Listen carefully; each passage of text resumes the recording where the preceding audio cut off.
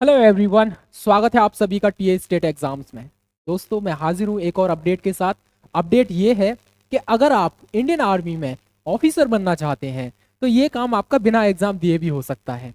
जी हाँ, बिना एग्जाम के कैसे होगा, उसी चीज़ के बारे में बताने के लिए मैं हाजिर हूँ। अगर आप टीए स्टेट एग्जाम्स पर पहली बार आए हो तो चैनल को ज़रूर सब्सक्राइब कर लेना, ऐसी ही इंपॉर्टेंट और अनदर इन्फॉर्मेशन के लिए।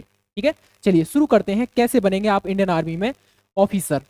और ध्यान रखना, ऑफिसर छोटे मोटे ऑफिसर नहीं, बात कर रहे हैं हम लोग लेफ्टिनेंट की। ठीक है, ल्यूटनेंट इंग्लिश में बोलेंगे, लेफ्टिनेंट बोलेंगे इसको हिंदी में। इसकी प्रोसीजर क्या रहेगा और आवेदन की प्रक्रिया कब से स्टार्ट हो रही है, वो सारी चीज़ों के बारे में हम लोग डिस्कस कर लेते हैं यहाँ पर। और मैं ऑफिशियल नोटिस भी दिखाऊंगा आपके लिए, क्या है शॉर्ट सर्विस, इसके बारे में भी बताऊंगा मैं आपके लिए। ठीक है, चलिए हम बात करें इंडियन आर्मी की। अगर आपकी आयु सीमा, जो आपकी एज है, अगर 20 वर्ष से लेकर 27 वर्ष के बीच बन रही है, एज ऑन अक्टूबर 2025 की बात कर रहे हैं हम लोग, अक्टूबर 2025 तक अगर आपकी एज 27 वर्ष है मैक्सिमम, तो आप जो है इस फॉर्म को फिल करने के लिए एलिजिबल है। और वही कैंडिडेट इसको फिल कर सकते हैं जो अनमैरिड है। मेल और फीमेल दोनों ही कर सकते हैं इसके लिए, अनमैरिड होना बहुत ज़्यादा ज़रूरी है। इसके साथ आप देखोगे एप्लीकेशंस आपके स्टार्ट हो रहे हैं। कब से भाई एप्लीकेशन स्टार्ट हो रहे हैं आपके? 7 जनवरी से लेकर 5 फरवरी, यानी पूरा पूरा एक महीना मिल रहा है आपके लिए एप्लीकेशन फॉर्म फिल करने के लिए।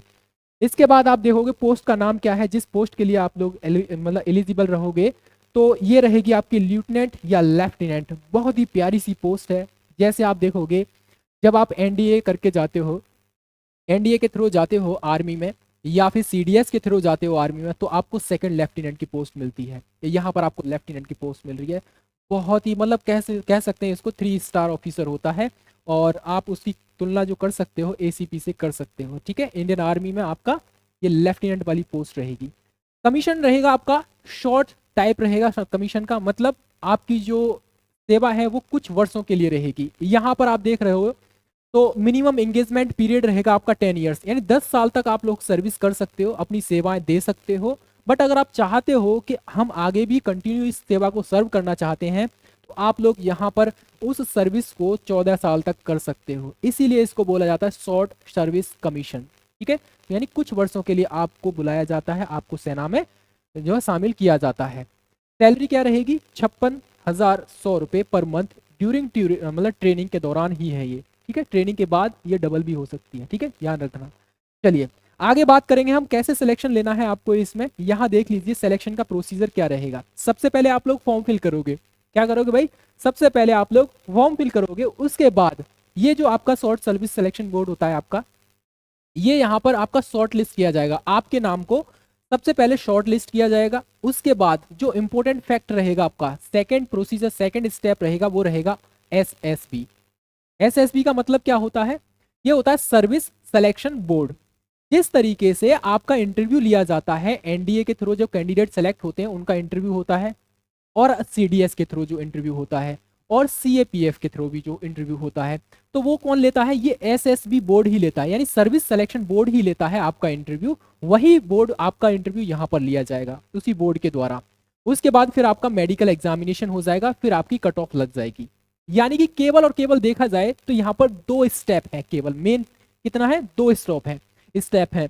यहाँ पर सबसे ज्यादा इंपॉर्टेंट स्टेप रहेगा आपका एसएसबी, सर्विस सिलेक्शन बोर्ड के द्वारा लिया गया इंटरव्यू। बहुत ज्यादा महत्वपूर्ण है और सारा का सारा दारोमदार यहीं पर ढिका हुआ है आपका। उसके बाद एक छोटा सा मेडिकल हो जाएगा, मेडिकल एग्जामिनेशन।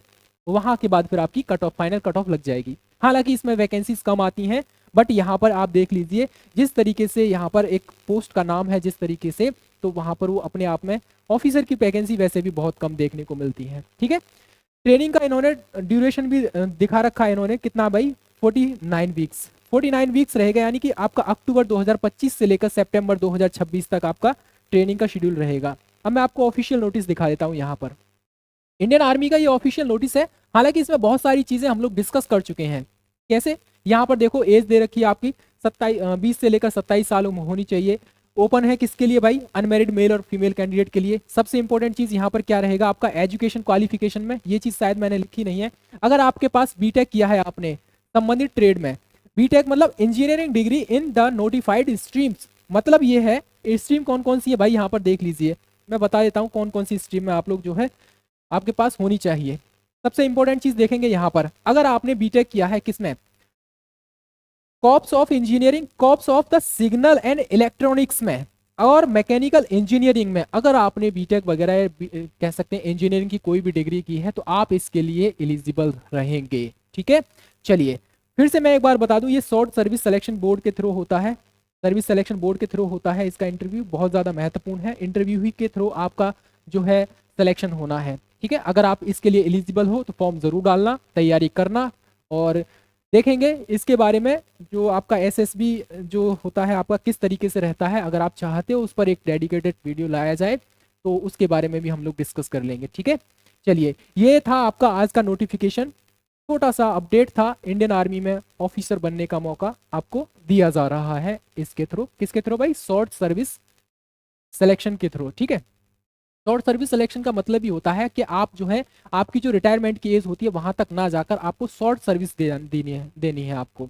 इसीलिए उन्होंने बोला है 10 साल के लिए आपको रखा है, मैक्सिमम आप जो है 14 वर्ष तक आप इसको बढ़ा सकते हो अपनी सेवा को। इसी तरह की और भी अपडेट्स पाने के लिए चैनल को अभी सब्सक्राइब कर लेना। ठीक है, मिलेंगे अनदर इन्फॉर्मेशन के साथ, तब तक के लिए अपना ख्याल रखिए, अपनों का भी ख्याल रखिए, और फिलहाल जय हिंद, जय भारत।